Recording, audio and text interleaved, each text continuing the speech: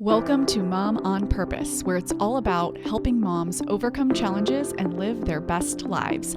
My hope is by being here, you are more inspired to become the mom you were made to be. I'm Natalie, your host, a wife, boy mom, dog mama, Chicagoan, and former lawyer turned professionally certified coach. If you're here to grow, I can help. Let's go. Hello, my beautiful friends. I'm so glad to be here with you. This is one of my favorite times during the week, and this podcast has just been so successful, and that's all thanks to you. So thank you for being here. Thank you for listening. Thank you for continuing to use these tools and ask questions and get coached. It makes my job possible and makes this podcast possible. So I'm very appreciative and grateful for all of you listening. Today's episode was brought on by a member inside the Mom on Purpose membership who wrote in to Ask a Coach, which is our written coaching portion of the membership. And she wrote in about how to punish her son for something that had happened. And it brought to light that I had never done a public podcast episode about punishment. And once I realized this, I just could not believe it because I have some thoughts and some opinions based on my experience, based on coaching thousands of women and moms, and based on the tools that I am trained in. So I want to share all of that with you so that you have like a go-to episode that is specifically about punishment and alternatives and what it looks like to feel confident in your parenting and at the same time not punish, because that's the parenting perspective and position that I take in my own home as well. So I personally do not punish my kids at all.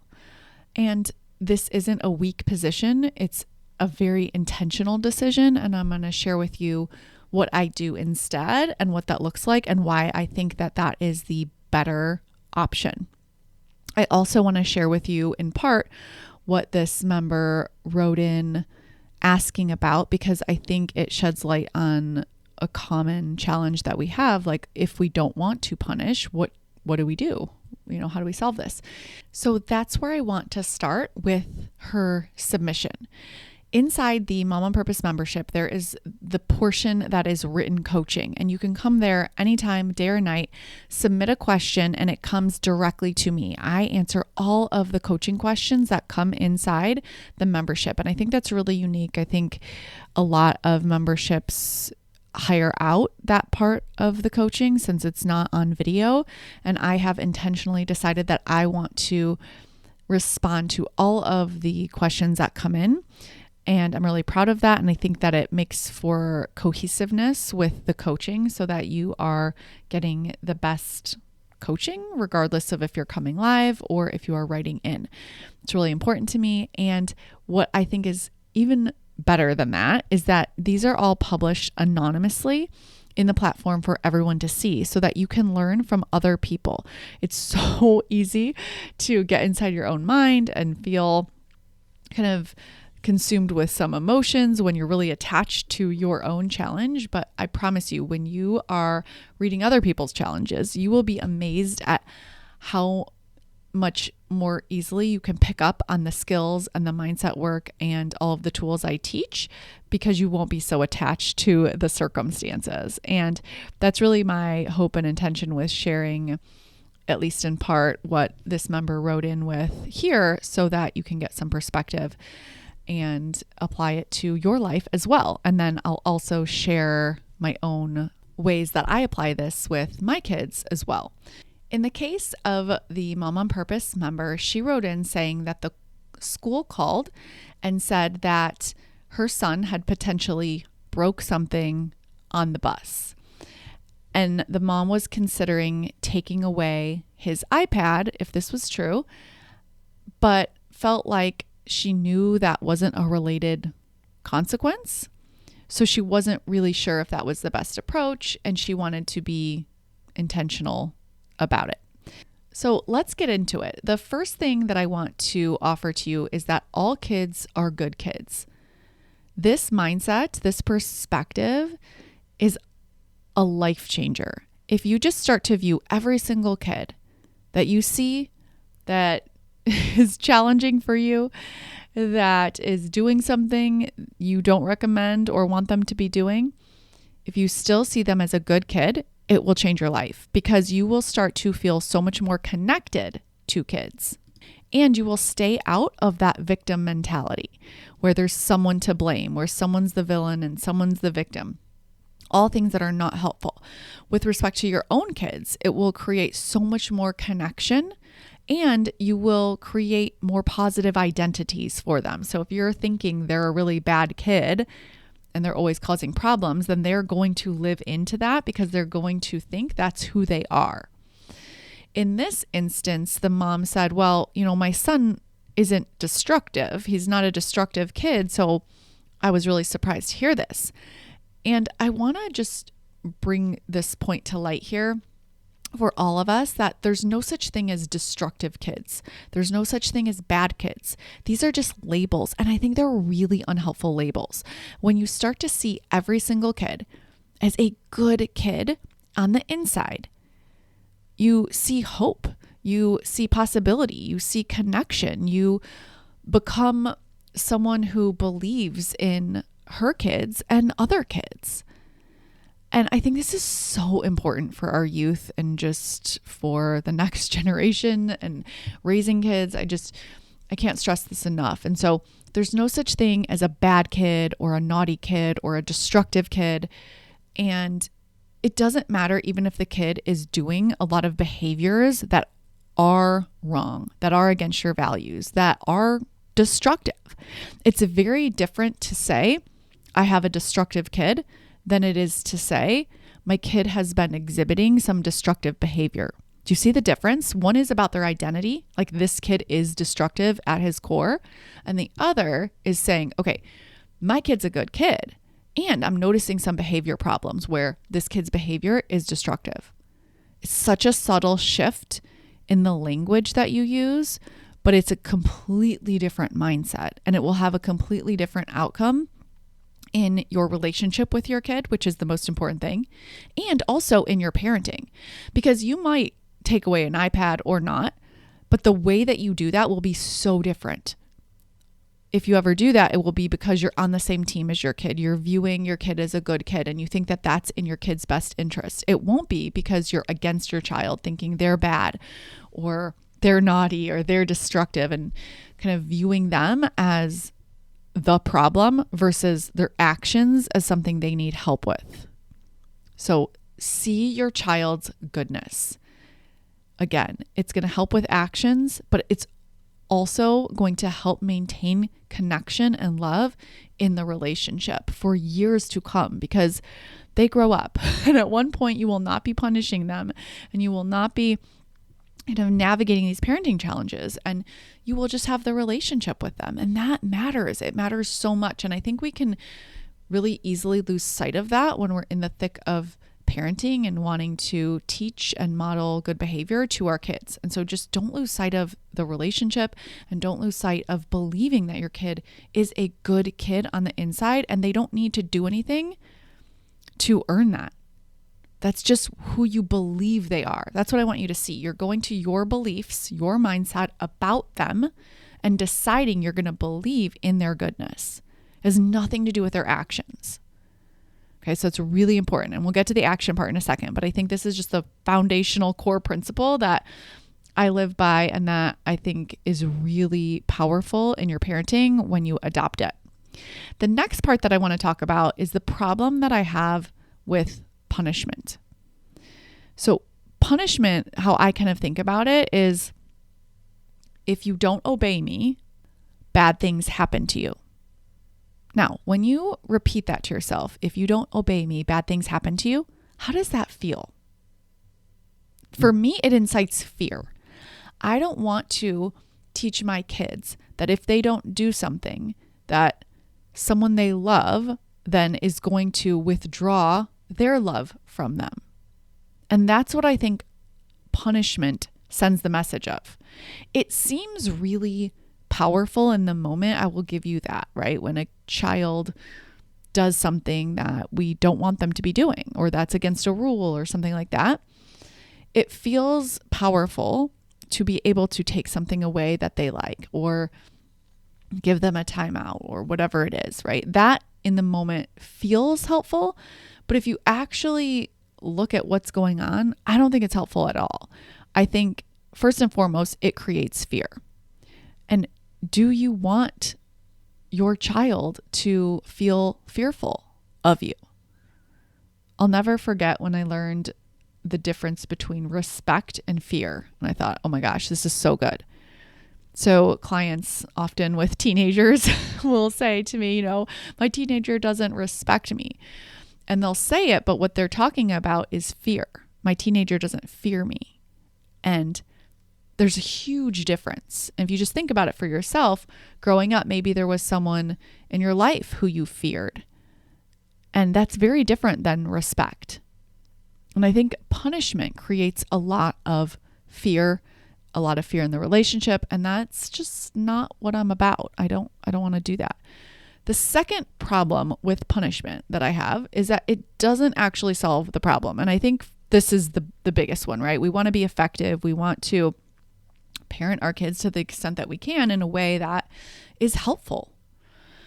The reason that it's not effective is because it's aiming at controlling a child's actions without taking into consideration the actual cause of their actions. Thoughts create feelings, feelings drive actions. So an action is just the tip of the iceberg. It's just the symptom of the actual problem. So I'm trained as a causal coach.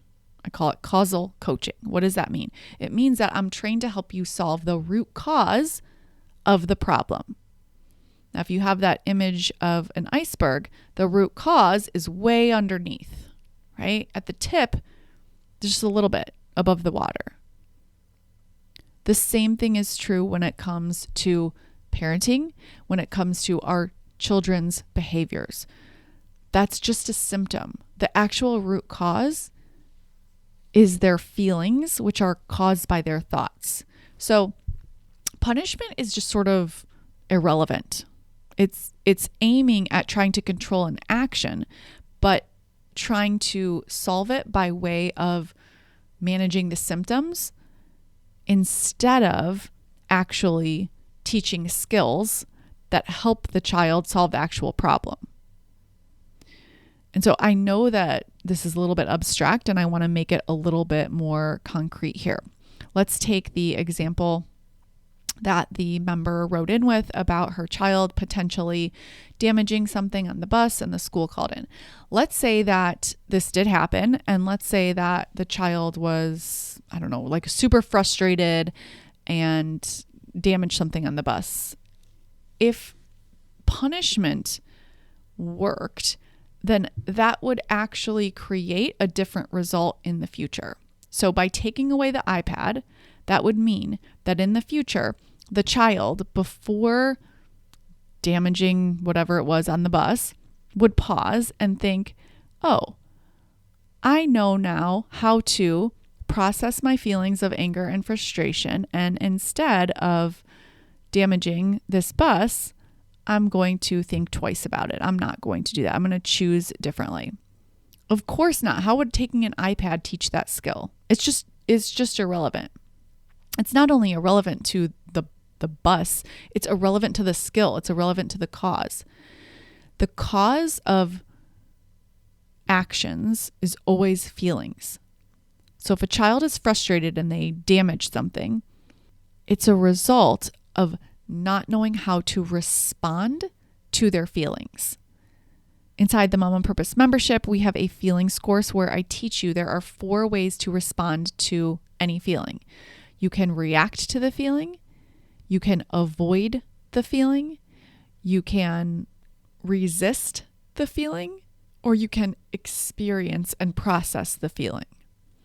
When we're in a challenging moment as adults and we yell, that's a reaction to the feeling. If a child is really frustrated on a bus and damages something on the bus, that's a reaction to the feeling. When you have a glass of wine after a long day and you feel really stressed and you just want some wine to take the edge off, that's avoiding the feeling. when you're feeling anxious and it's kind of overwhelming to you and you say, oh, no, no, no, I don't want this. And you sort of try to push it down. That's resisting the feeling.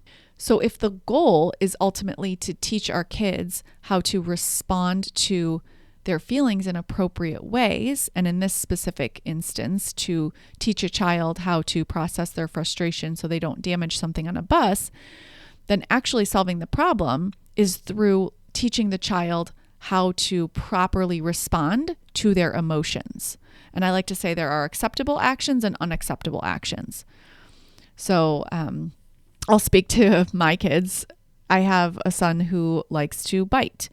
And I say, I won't let you bite me. Okay. And I block him from biting me. And I say, you can bite the blankie. Here's a blankie you can bite. You want to offer your kids options for what is acceptable, because I think, as one of my newer clients so brilliantly said recently, she says, I came in the membership to help my kids with their feelings, but what I realized is that it's just been a crash course for myself. And I think that's a beautiful thing. We can do this work alongside our child. And, if the feelings work is new to you, that's not a problem at all. But I do think it's work worth doing because it makes teaching this work so much easier. So the child needs to learn the skill of processing their feelings, of processing their frustration, so that they can respond in a way that is more appropriate and isn't through damaging something. So that's a very long-winded answer of the second problem of punishment, which is it doesn't actually solve the problem. Now, taking away the iPad is just doesn't help with feeling management. It also implies that this damaging of whatever it was on the bus was premeditated, as if like in the future, the child would pause and say, you know what, I'm not going to do this because if I do this, my mom will probably take away my iPad. That's just not how reactions to feelings work, particularly, and you know this personally, right? Particularly those harder emotions like frustration, anger, any of the ones that we're really frustrated by and we want to react to. That reaction comes when our prefrontal brain is offline. So it's so important for you to know that your child isn't doing this like maliciously. Remember too, that kids are born with the full capacity to feel every emotion and zero skills to manage them. So when your child is feeling frustrated, it is not surprising they are hitting and screaming and taking actions you don't want them to take. It's our job to teach our kids emotional regulation skills because there's no point in time when they graduate from frustration. So what I really want you to take away from this part of the episode is that punishment aims to modify behavior by looking at the symptom of the problem, not by solving the root cause of the problem. The root cause of the problem is not knowing how to manage their feelings. To learn how to do that, they need to acquire skills and practice those skills. And you can do that out of the moment, not during the moment when they're dysregulated. That's not going to work. And also out of the moment, you can talk about what actions are acceptable versus unacceptable. And this doesn't mean you don't hold boundaries. You absolutely hold boundaries for sure. But I just want to bring to light that punishment that we all think we're supposed to do for some reason. I have no idea why. I think it's just because we were raised probably in that system. And so we take it on as the way to parent. But it isn't getting at solving the actual problem. And so just because you don't know what else to do doesn't mean that what you're doing is the right thing to be doing. And I want to offer to you that if you just think about it logically, that thoughts create feelings and feelings drive all actions, and it's your child's action, it follows that the reason that they took that action is because of how they were thinking and feeling. And if you want them to take a different action, you have to teach them how to manage their feelings and process their feelings so that when they feel those feelings, they have the skills to self-regulate, to work through them, to act and react with acceptable behaviors. taking away the iPad or taking away something that they really love, again, it just doesn't teach them the skill. It's just totally irrelevant. The third reason why I don't like punishments specifically is because it damages the relationship that you have with your child. There's no space for mistakes, for openness, for learning, for connection when you are using punishments. I'm going to talk about what to do instead. So what I'm not suggesting here at all is that you're happy that they engaged in whatever behavior they engaged in. So let's say one of my boys hits the other boy. I'm not happy that that is happening, and I'm definitely going to separate them and I'm going to hold boundaries, but I'm not punishing them. I'm not thinking, okay, if you don't obey me, bad things happen to you. I don't want to create that fear that consequently damages the relationship that I have with my child. It teaches them that my love is dependent on them acting how I want them to act in a quote unquote good way. To me, I want my kids to know that the relationship extends far beyond any bad behavior, any problems with their actions that they're having. I want them to know that I love them no matter what. And I think we all agree that we love our kids no matter what. And yet that's not what they feel when we punish them. Now, again, I am not suggesting at all that we want to be permissive and lenient and only focus on feelings when it comes to parenting. But I don't think punishment is the solution. There's so much shame-based parenting and punishing our kids. And I don't think that that is helpful. I think that kids take that to mean that they are bad and that your love is dependent on them acting in a positive way defined by you. And when they mess up or when they make mistakes or when they act in bad ways, then they are bad and your love will be withheld from them. This is kind of the philosophy behind timeouts and why I don't like timeouts. Same thing. It's like when they need you the most, what you're doing through a timeout, teaching them that you will create separation from them when they aren't quote unquote good. It teaches them to not only be people pleasers, but also to act in a certain way that secures the attachment at all costs, which means that they won't feel safe to be authentically them. So, what to do instead? I think it depends on the situation. Yes, sometimes there are very natural consequences. I don't even call them that. It's just like naturally what I'm going to do in a situation. So, if one of my kids is, throwing a toy at the other kid, I'm going to take away the toy. But it's not from a punishment perspective. I'm not saying, how dare you? You know better. I'm not blaming the kid who threw it. I'm saying, hey, I can see that you are not playing appropriately and safely with this toy. I need to remove it. It's not okay for you to throw things at your brother. And I remove the toy. Okay, but I'm viewing him as a good kid. My other son is a good kid. We're all on the same team. And this is a hard moment. And I'm holding a boundary. I'm not viewing it as I need to teach my kid a lesson and punish them. I need to teach my kids some regulation skills out of the moment, because the only reason that you're going to throw something at your brother is because you have a feeling and you don't know how to respond to that feeling. So you're feeling really frustrated and you take it out on your brother.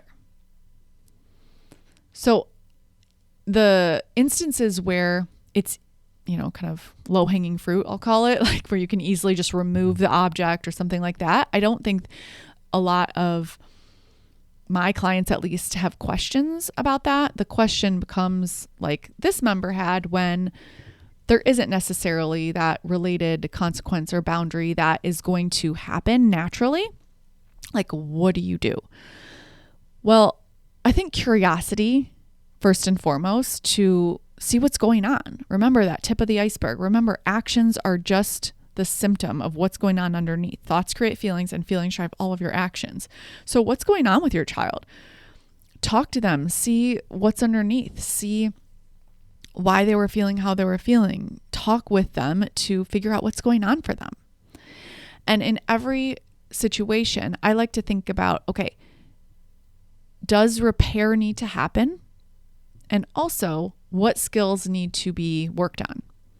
So in this instance, let's just say that the child, was really frustrated and damaged something. Well, maybe having the child contributing to paying for the repair or writing a letter apologizing for what they did, or whatever feels like a true repair for you. It's just like we repair in relationships as adults. We do it with our kids, with our spouse, with our loved ones, with our friends. We're apologizing sincerely, and we are creating a different, more helpful story about what happened in the past. So for example, if you yell at your kids and you repair with them, you're apologizing and you're explaining that you take responsibility for yelling and that it was a result of you not managing your own emotions and you're working on that and it has nothing to do with them. Okay. It's a good repair. Same thing here. Maybe you want to teach your kids about repair and talk with them about how they want to repair in this case for the damage that happened. And that is a skill that they'll learn and they'll take with them. Okay, when we do something that's out of character for us, that is unacceptable, we have to repair. And whether that's, paying for the damages, writing an apology letter, going and apologizing or something like that, it's repair. Andy Stanley is a thought leader and a pastor who teaches a lot about personal development and leadership, and I just adore him and his family. And he talked about how when his kids were younger, there was an episode with the babysitter one time where they were disrespectful or, not behaving the way they should have been. Well, they had a babysitter. And as part of the repair, Andy Stanley had them buy the babysitter flowers with their own money and write her an apology and then hand deliver both. And I just love this. I think this is kind of like the pillar example of what I'm talking about here. And that's why it's not a one size fits all. And so you really want to look at, was there a relationship that was damaged? And how can that relationship be repaired now? And you can work together with your kids. Remember, you're viewing your kid as a good kid. You're thinking, I'm on the same team. That's like one of my favorite mindsets. I'm on the same team with my kids. My kids are good kids. If they're behaving out of alignment with that, that has to do with their actions and what they're thinking and feeling underneath. And I'm here to help support them in that. And yes, they're going to make mistakes. And yes, they're going to push boundaries. And it's my job to uphold them. Punishment just is sort of irrelevant to me in all of this. Aside from repair are the skills that need to be worked on out of the moment. So if your child is getting really frustrated and hitting and kicking or biting, then they need to learn what actions are acceptable when they feel really frustrated and angry. And depending on the age of your child, this is going to vary, right? So when I'm thinking of my 2-year-old, that's very different than when you're thinking of your 12-year-old. Okay, a 2-year-old is going to be more limited in their capacity to learn these skills. You still can talk with them about it and teach them about it and help them. But a lot of the helping them is going to be holding boundaries. I won't let you hit. Then grabbing their arm when they go to hit you and holding it so that they cannot hit you. And so it's a very confident, strong way of parenting. It's not like, oh, you feel angry, so you can just be hitting and kicking and, engaging in all these unacceptable actions. It's super important that you get clear about what actions are okay and what actions are not okay. I have this little kid's punching bag in the basement that I got as an example of what would be okay to express frustration and anger. My kids don't really use it, but it is down there anyways. And my intention was to just offer a way that they could hit it if they were mad or frustrated, to show them that, okay, it's not okay for you to hit another person ever, but when you're feeling really mad, if you want to hit the punching bag, you absolutely can.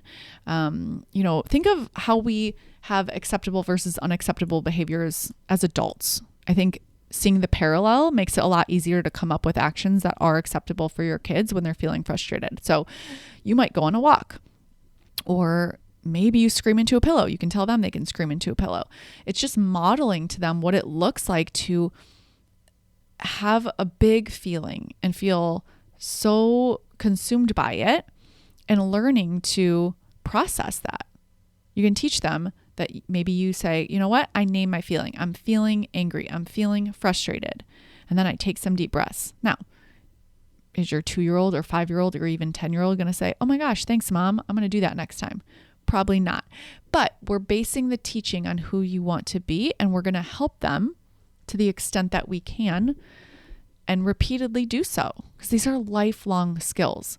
And you can role play like with little dolls or share stories or examples.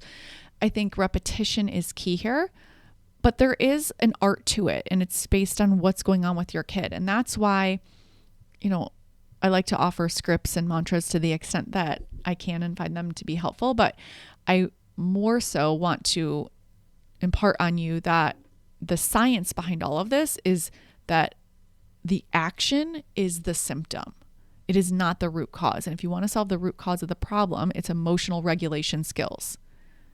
It's not behavior modification. Okay? Because we know that thoughts create feelings and feelings drive all actions. And so if you want to change a child's actions from the root cause, we got to figure out what's going on underneath. And it's going to be different for every kid. So if your child is taking the iPad and hitting their sibling with it, take the iPad away. If your child is ripping up a bus seat, then do not take the iPad away. That would be my advice. And the reason is because it is not helping your child learn the skills of processing their emotions and acting in a way that is acceptable. And so you want to encourage repair and do that in a way that feels good to you as the mom who you want to be, and also teach them out of the moment repeatedly what it's like to learn the skills of emotional regulation, naming the emotion, processing the emotion, talking about ways that are acceptable to react to the emotion or act the emotion out. And that will be, I think, so much better than punishment. And it maintains and I think strengthens the relationship. Now, what I didn't talk about at length here is how to hold boundaries. I did through some examples, right? So if my child goes to hit me or bite me, I block them. I use my physicality to hold the boundary. And I think with little ones, that's so much more common than with bigger ones. But I do want you to know that holding boundaries is definitely a part of this as well. And so my parenting philosophy, and what I think to be the philosophy that is truly the most helpful for kids and for maintaining your relationship, is to focus on solving it through emotional regulation skills, teaching kids what actions are acceptable and not acceptable, holding boundaries, and viewing your kid as a really good kid on the inside who just needs to learn skills that may take them a few times to learn. And that's okay. That's part of being a kid. All right, my friends, if you have questions or you want coaching on this, I do so much parenting coaching inside the membership. You got to join us in there so I can help you with your specific questions. You can come try it out for a month. I would love to see you inside. Take care. Thank you for being here and listening. Now head on over to momonpurpose.com/coaching to learn more about the Mom on Purpose membership, where we take all of this work to the next level.